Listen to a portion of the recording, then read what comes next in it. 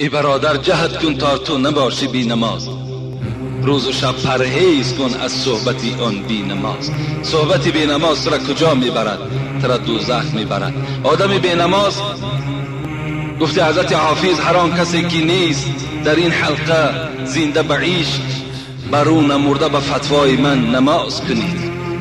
آدمی که در دنیا نماز نمیخواند، حضرت گفتن من فتوای را، من مفتی بی نمازا ما هستم، گفت من فتوا میبرارم که نامرده با وی جنازه کنید که وی در قطار مرده ها هست.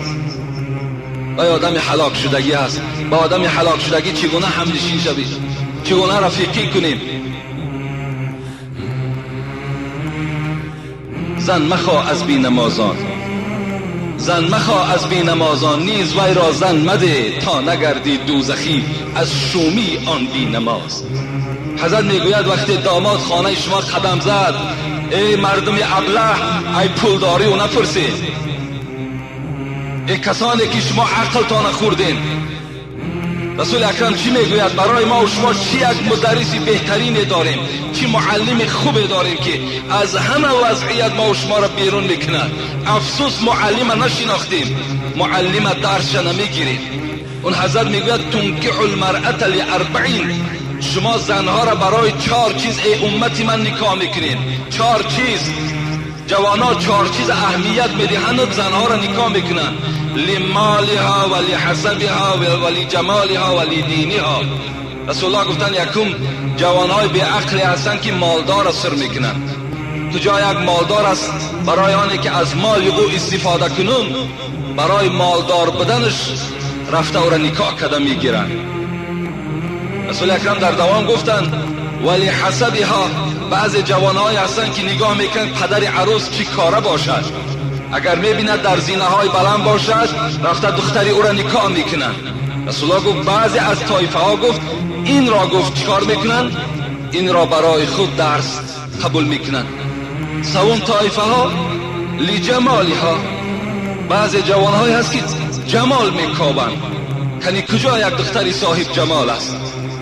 ولی دینها، بعضی جوانهای هست که دختری دیندار میکوند.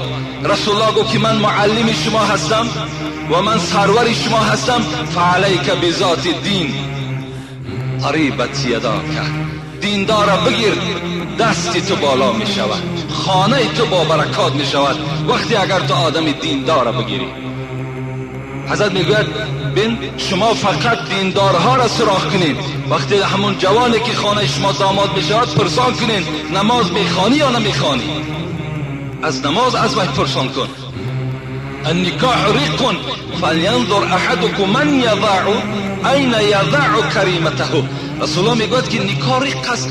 نظر کنید که این میوه دل خودتان در دست کی میدهید؟ در کی داده ایستاده اید؟ نظر کنید به اولاد همون شخص، به اولاد همون بچه نظر کنید، به همون جوان نظر کنید که این دختر در دست کی داده ایستاده اید. حتی رسول الله گفتند من تزوج کریمته من فاسق فقط قطع رحیمها. کسی که اگر دخترش در یک آدم فاسق میدهد، کسی که اگر دخترش در یک آدم بینماز میدهد، همچنان است که بین فرزندی و پدری را بریدگی باشد.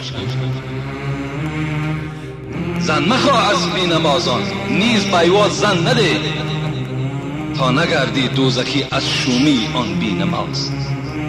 این است توصیه معلم ما و شما. این است خاص حضرت شاعر که من برای شما این گونه تحلیلش کنم.